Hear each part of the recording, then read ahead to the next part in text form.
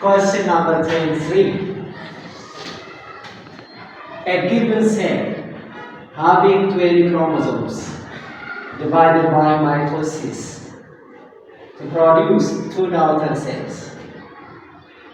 So, how many chromosome number will have the daughter cell after mitosis cell division?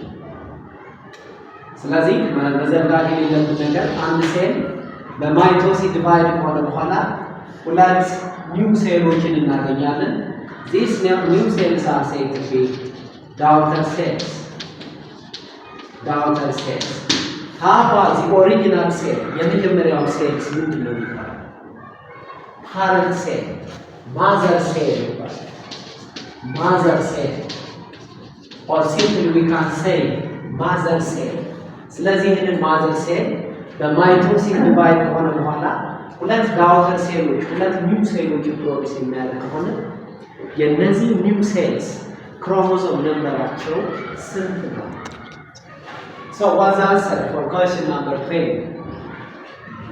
The answer is 20. ለምን?